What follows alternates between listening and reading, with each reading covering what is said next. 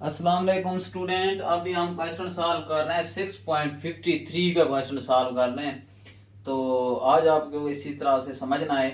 सबसे पहले मैं इसकी स्टडी करता हूँ कि इसको किस पैटर्न से सॉल्व आउट हमने करना है। यानी कि ए काइन हिट ए टारगेट 4 टाइम्स हमारे पास जो है था टारगेट किया गया है इन ए 5 शॉट किए, शॉट लगाए, जिसमें कितने 5 यानी कि 4 हमने टारगेट कर लिए थे, यानी कि हिट कर दिए।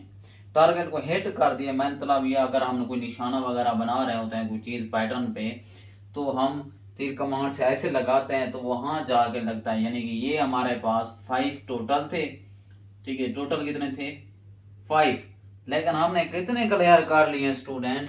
आप देखें क्या हमने क्लियर कर लिए, 4 हिट करनी। ये भी हो गया, ये भी हो गया, ये भी हो गया, एक रह गया था। इसकी प्रोबेबिलिटी ऑफ क्या होगी, हम लिख लेते हैं सोल्यूशन इधर। यानी कि ये फेवरेबल आउटकम है, ये इसको क्या कहते हैं, टोटल आउटकम लिखते हैं। फेवरेबल आउटकम 4 टाइम थी, यानी कि वो हिट हो गया था उस पैटर्न में। तो हम प्रोबेबिलिटी ऑफ, यानी अब मैं इसको ए का नाम दे दूं, यही भी आए ए कैन बी हिट, यानी कि ए उसके आगे लिखा हुआ है बी कैन बी हिट, यानी कि ए की प्रोबेबिलिटी हम फाइंड कर रहे हैं, डायरेक्ट लिख रहे हैं। Probability of A equal to हमारे पास क्या आ गई है, यानी कि A equal to probability A can hit, ठीक है। कैन हिट कर दिया हमने, तो उसका क्या आंसर आ जाएगा, फेवरेबल आउटकम यानी कि 4 है, और टोटल आउटकम स्टूडेंट कितना है हमारे पास 5 है, तो 4/5 लिख देंगे। यहां तक आपको क्लियर हो गया। नेक्स्ट हम लिखते हैं, आगे पढ़ते हैं कि बी कैन हिट 2 टाइम्स, यानी कि टाइम्स के साथ जो हिट आया हुआ है, यानी कि ये फेवरेबल आउटकम है। यानी 5 जो है वो हमारे पास शॉट आए, कितने शॉट, ये 5 है। अब यहां पर उन्होंने कितने शॉट लगाए हैं, 5 थे, लेकिन 2 हिट कर दिए, कितनी हमारे पास 3, यानी कि हमारे पास 2 जो है ना फेवरेबल आउटकम है।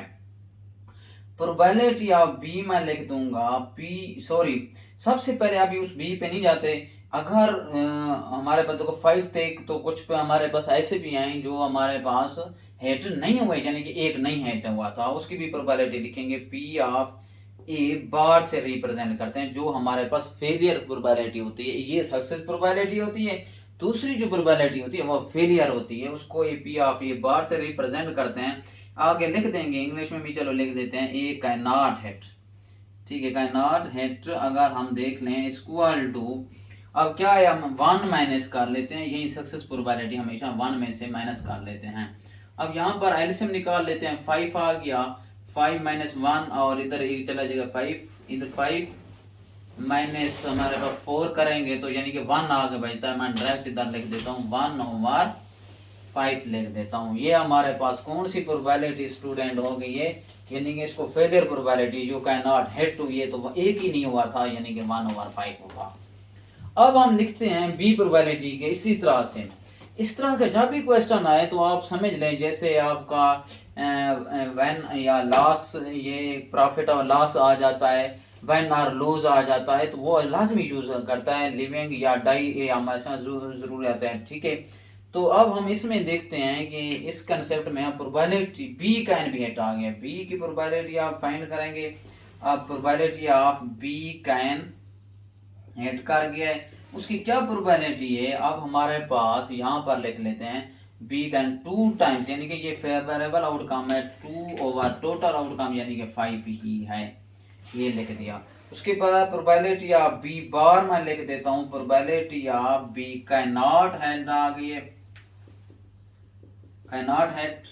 अब उसके बाद देखें 1 माइनस सक्सेस प्रोबेबिलिटी 2/5 कर देता हूँ, यानी कि 5 इधर आ गया, तो 5 माइनस 2 क्या आता है, 3 आता है, यानी कि अब मैं 3 लिख दूंगा। तो ये हमारे पास फेलियर प्रोबेबिलिटी थी। अच्छा स्टूडेंट, अब हम आते हैं, हमने ये भी प्रोबेबिलिटी फाइंड कर लिया। अब मेन क्वेश्चन पे आ जाते हैं, हमने फाइंड द प्रोबेबिलिटी किसकी फाइंड करनी है, प्रोबेबिलिटी फाइंड करनी है 2 शॉट हिट कर गए, उसकी प्रोबेबिलिटी फाइंड करनी है।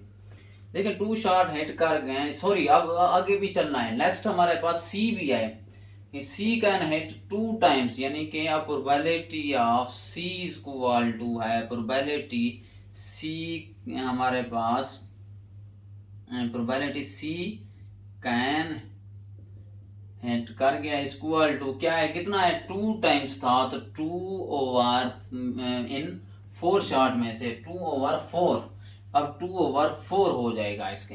अब तो इसकी फेलियर प्रोबेबिलिटी लिखेंगे, उसको सी बार से रिप्रेजेंट करते हैं, Pn2 C can not hit, ठीक है, कैन नॉट हिट। इसमें क्या कर देंगे 1 - 2/, सक्सेस प्रोबेबिलिटी माइनस कर लेते हैं, वहां हमारे पास फेलियर प्रोबेबिलिटी आ जाती है। तो अब क्या है हमारे पास 4 एलसीएम आ गया, 4 - 2 करेंगे तो यानी कि 2 बचता है, तो मैं इधर डायरेक्ट स्टूडेंट लिख रहा हूँ 2/4 लिख देता हूँ।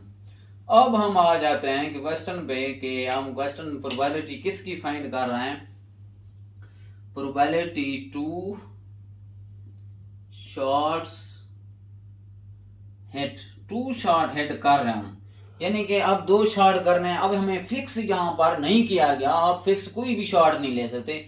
अब मैं लिख लेता हूँ प्रोबेबिलिटी ऑफ 2 शॉट हिट, यानी कि किसकी प्रोबेबिलिटी लिखूंगा, प्रोबेबिलिटी ऑफ ए की लिख दूंगा, 1 की फेलियर लिखूंगा, 2 के हमारे पास शॉट लिखेंगे, यानी कि प्रोबेबिलिटी ऑफ ए मैं यहाँ लिख देता हूँ, उसके बाद प्रोबेबिलिटी ऑफ बी लिख देता हूँ, इसमें प्रोबेबिलिटी ऑफ सी यानी कि बार लिख देता हूँ। ये फेल हो गया, 2 शॉट लग गए, 2 फेल हो गया, क्योंकि सारों की लिखनी पड़ेगी, 2 शॉट हिट कंडीशन नहीं देगी।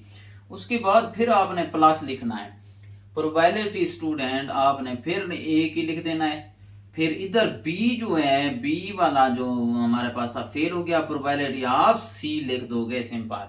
उसके बाद फिर प्लस लिखोगे, प्रोबेबिलिटी ऑफ स्टूडेंट ए अब फेल हो गया, इसमें प्रोबेबिलिटी ऑफ बी की success probability, B probability of C की भी सक्सेस प्रोबेबिलिटी। यहाँ तक आपका कंप्लीटली आपके पास आंसर है, आंसर नहीं हम फार्मूला बनाया है। अभी देखते हैं स्टूडेंट, मैं आप देख लेता हूँ आपको नजर आ रहा है कि नहीं।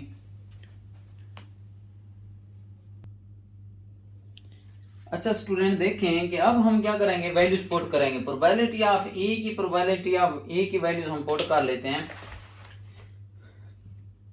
प्रोबेबिलिटी ऑफ ए की वैल्यूज किधर है हमारे पास, ये है 4/5 है, 4/5 मैं लिख देता हूँ। उसके बाद मल्टीप्लाई प्रोबेबिलिटी ऑफ बी की, मैं मेरे पास है प्रोबेबिलिटी ऑफ बी की, ये 2/5 है, मल्टीप्लाइड प्रोबेबिलिटी ऑफ सी बार की, यानी कि सी बार की है फेलियर प्रोबेबिलिटी, सी बार की क्या आ जाएगी 2/4, 2/4 मैंने लिख दिया है स्टूडेंट। नेक्स्ट आते हैं प्रोबेबिलिटी ऑफ ए की, प्रोबेबिलिटी ऑफ ए की कौन सी हमारे पास 4/5।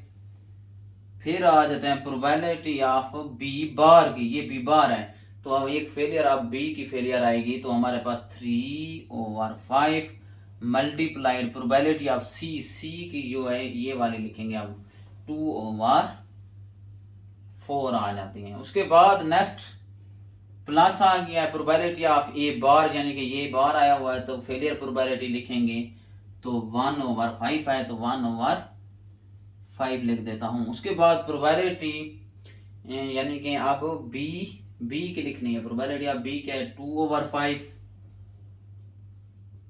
मल्टीप्लाइड प्रोबेबिलिटी ऑफ सी की कौन सी है हमारे पास 2/4। अच्छा अब देखें स्टूडेंट, ये आ गया, इधर मैं लिख लेता हूँ, अभी सारों को इसको मल्टीप्लाई करेंगे, 4 to the यानी कि 2 to the 4, 4 for the 16 हमारे पास आ जाता है। और अब ये भी हम डिनोमिनेटर वाले आपस में मल्टीप्लाइड करेंगे।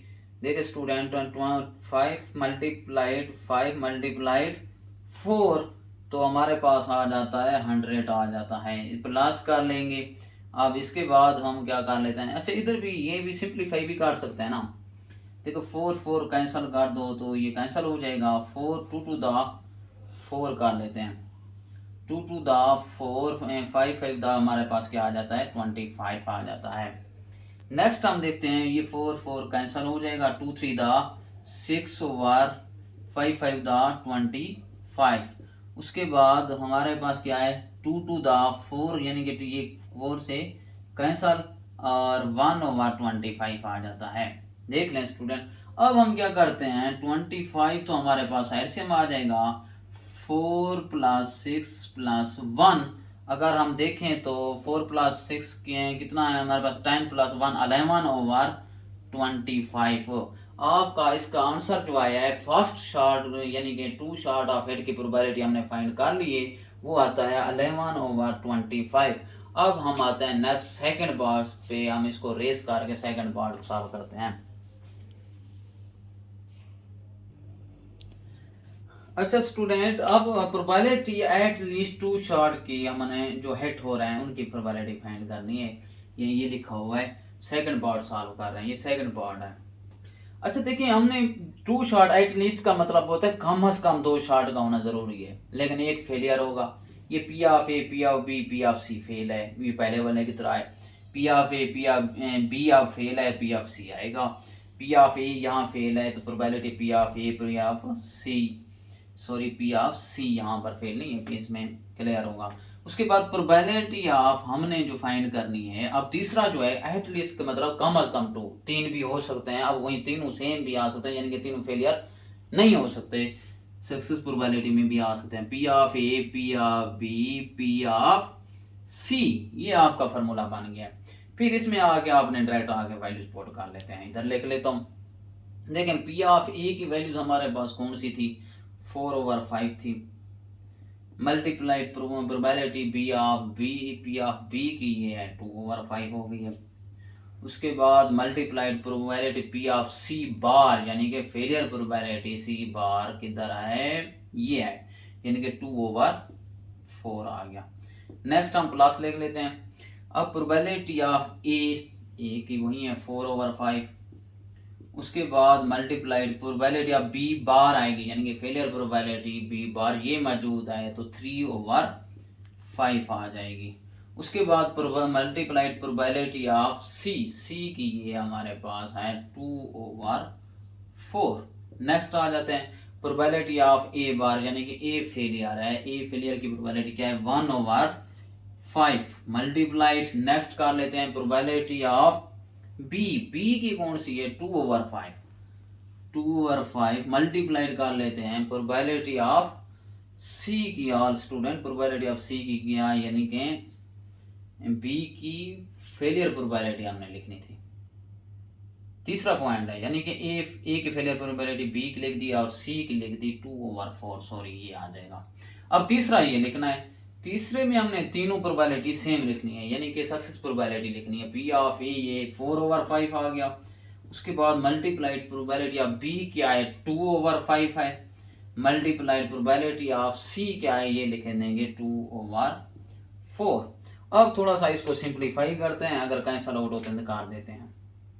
अच्छा देखें, अगर हम स्टूडेंट इसको ऐसे कर लेते हैं कि सारा मल्टीप्लिकेशन ऊपर मल्टीप्लाइड कर लेते हैं तो उसको सिंप्लीफाई कर लेते हैं डायरेक्ट। ये 4 टू द 8 टू द हमारे पास क्या आ गया 16 आ गया, और 5 द 25 मल्टीप्लाइड अगर 4 करें तो 100 आ जाता है, 100 लिख देंगे। प्लस लिख देंगे 4 3 द, यानी कि 12 मल्टीप्लाइड 2 करें तो 24 आता है, तो नीचे हमारे पास 100 आ जाएगा। उसके बाद 2 टू द 4/100 आ जाएगा। उसके बाद आ जाते हैं नेक्स्ट, ये तीसरा 4 पॉइंट है, 4 to the 8 to the 16 over ये नीचे 4 5 द 25 को 4 से मल्टीप्लाई करते हैं 100 सेम आता है। तो देखें स्टूडेंट, अब क्या करेंगे, एलसीएम निकाल लेते हैं। 100 एलसीएम आ गया तो ये 16 प्लस 24 प्लस 4 प्लस क्या आ जाता है 16। अगर इन सारों को ऐड कर लेते हैं, देखें 16 प्लस क्या लिख दूंगा 24 प्लस 4 प्लस 16 60 आ जाता है। अब 60 ओवर हमारे पास आंसर क्या आ जाता है 100। यहाँ तक भी रहने दें आपका आंसर ठीक है। अगर डिवाइड कर लें तो कैलकुलेटर आपको सिंप्लीफाई कर देगा। इसको 0 0 से मैं कैंसिल कर लेता हूँ, 3 2 से बेकार लेता हूँ, 2 3 द 6 2 5 द 10। अब हमारे पास क्या आ जाता है 2 3 द 6, यानी कि 3/5 आंसर भी आ सकता है। और इसका 60/100 आपकी बुक में आंसर आए तो ये दोनों सेम आंसर है। ठीक है, ठीक है, आप जो भी लिखें। Thank you so much. अभी हम चलते हैं नेक्स्ट क्वेश्चन 6.42 क्वेश्चन सॉल्व हमने करना था। वहाँ एक चीज़ हम भूल गए थे, वही अब दोबारा सॉल्व करते हैं, क्योंकि वहाँ पर एक पार्ट में हमारे था एक कन्फ्यूजन थी। इसका हमारा पास आंसर नहीं है। तो क्यों? क्योंकि हमने जो टू शॉट एट लीस्ट का जब आता है तो ये प्रोबेबिलिटी हम वहाँ पर लिखना भूल गए, तो अभी वही सॉल्व कर लेते हैं ताकि वो आपका क्वेश्चन ठीक हो जाए।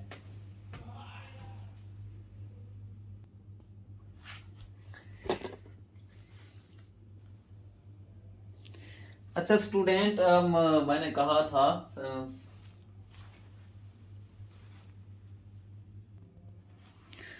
अच्छा स्टूडेंट, ये क्वेश्चन 6.40 का हमने थोड़ा सा एंड पे गलत आंसर निकाला था, तो मैं उस करेक्शन के लिए ये दोबारा आपको समझा रहा हूँ कि इसको ये जो 6.40 वो क्वेश्चन थोड़ा सा रह गया था, वो कंप्लीट आंसर उसका नहीं था, तो इसलिए मैंने इसको लिख लिया है। कंप्लीटली तौर पर इसका आंसर तो नहीं लिखा, लेकिन मैंने इसका गिवन डेटा लिख दिया है। फिर भी हम इसको स्टडी थोड़ा सा बहुत कर लेते हैं। Suppose that it is 9 to 7 against A person A, ठीक है। 9 to 7 जब आ जाए तो इसका मतलब है 9/7। 9/7 का जब क्वेश्चन आता है तो फिर हम ऑड वाला मेथड लगाते हैं, यानी कि अब ऑड अगेंस्ट का फार्मूला लगाएंगे। वो कौन सा हमारे पास होता है? उसका एक फार्मूला होता है ऑड अगेंस्ट का, मैंने ये लिख दिया है B/A+B। उसकी प्रोबेबिलिटी जब हम फाइंड करेंगे तो B/B डिवाइडेड बाई A+B लिखते हैं। अच्छा, इसके बाद हम आ जाते हैं, इसका गिवन जो डेटा था मैंने लिख दिया फॉर ए पर्सन ए के लिए हम लिख रहे हैं। ऑड अगेंस्ट हमने जो ऑड अगेंस्ट था, ऑड अगेंस्ट ये हमारे पास है 9 to 7, यानी कि 9/7 लिख दिया। इसी तरह से मैं इसकी प्रोबेबिलिटी भी लिख रहा हूँ। प्रोबेबिलिटी अब हमने थोड़ा सा दोबारा पढ़ लेते हैं। Year of age living till he 65 and 3 to फिर 2 अगेंस्ट ए पर्सन बी नो 45 ईयर्स। ये बी पर्सन भी आ गया, यानी कि बी पर्सन का भी डेटा हमारे पास गिवन है, ए पर्सन की भी गिवन है अगेंस्ट ए पर्सन, बी पर्सन का भी। फिर उसके बाद find the age of living till he is 75, age है इसकी 65 है। Find the probability that one of these person, इनमें से एक जो प्रोबेबिलिटी है वो 3 साल तक जिंदा रहे, उसकी प्रोबेबिलिटी फाइंड आउट करनी है। ये मैं पहले आपको बता चुका हूं तो इसलिए मैं जल्दी कर रहा था, ठीक है। अब हमारे पास फॉर ए पर्सन ये आ गया, तो ऑड अगेंस्ट आ गया 9/7। अब इसकी प्रोबेबिलिटी कैसे बनाएंगे? ये पैटर्न थोड़ा सा है, कंसेप्चुअल है, इसको समझना है। प्रोबेबिलिटी लिव्स, यानी कि देखो आप सिंपल सी बात है, जब चांस होता है ना एक चीज सक्सेस होती है, एक फेलियर लाजमी होती है। फेलियर लाजमी होती है, क्यों? उसकी मेन रीजन ये है कि अगर कोई बंदा जिंदा है तो उसको मौत भी आ सकती है, एक चांस है। प्रोबेबिलिटी यार वो डॉक्टर कहता है कि इस टाइम तक ये बंदा बच भी सकता है या कि जिंदा भी मतलब रह सकता है, तो ये यहाँ पर चांस आ गया, इसको मेजर करना है। तो हम फिर क्या करते हैं, तो उसमें हम वही प्रोबेबिलिटी दोनों लगाते हैं, एक सक्सेस प्रोबेबिलिटी भी लिखते हैं और फेलियर प्रोबेबिलिटी भी लिखते हैं। प्रोबेबिलिटी लिव्स यानी जिंदा रहने की P of A equal to, इसका पैटर्न क्या आ गया? क्यों? क्योंकि पहले रेशो के फॉर्म में गिवन था, तो फिर हम इस तरह से लिखते हैं।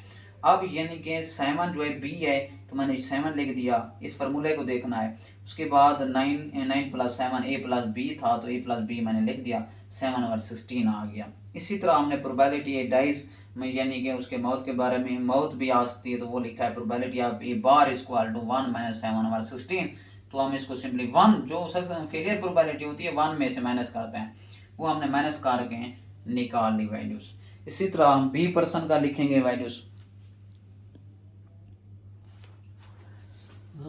अच्छा स्टूडेंट, देखें कि हमने अब आ गया बी पर्सन के लिए ऐड अगेंस्ट 3:2 रेशो था। प्रोबेबिलिटी ऑफ बी लिव्स की प्रोबेबिलिटी जो होती है, यानी कि अब इसका क्या फार्मूला था, B/A+B, क्योंकि हमारे पास b की वैल्यूज क्या है, यहाँ पर देखें 2 है, ये a होता है रेशो b होता है, तो ये B2 A+3+2 आ गया, तो 2/5 आ गया। इसी तरह प्रोबेबिलिटी भी डाइस की आ गई, 1 माइनस करेंगे, ये वाली प्रोबेबिलिटी 3/5 आ गया। अब सबसे मेन ये था, इस पे हमने क्वेश्चन को सॉल्व करना था, हमने कहाँ तक लिखा था वो भी मैं बता देता हूँ। अभी फिलहाल हमने क्या लिखना है, यानी कि उन्होंने कहा एग्जैक्टली 1 पर्सन लिव्स, यानी कि एक का जिंदा रहना जरूरी है।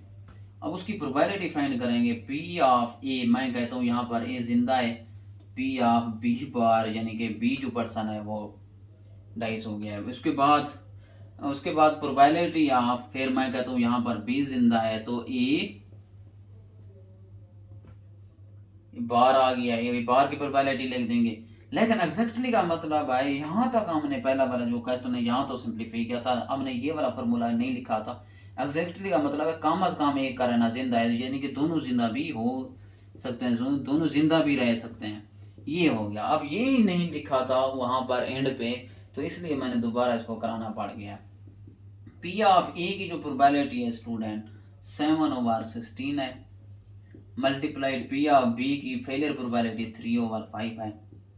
उसके बाद आ जाते हैं पी ऑफ बी की हमारे पास प्रोबेबिलिटी है 2/5 मल्टीप्लाइड ए बी बार की प्रोबेबिलिटी यानी कि हमारे पास है ए बार की, सॉरी, ये है 9/16।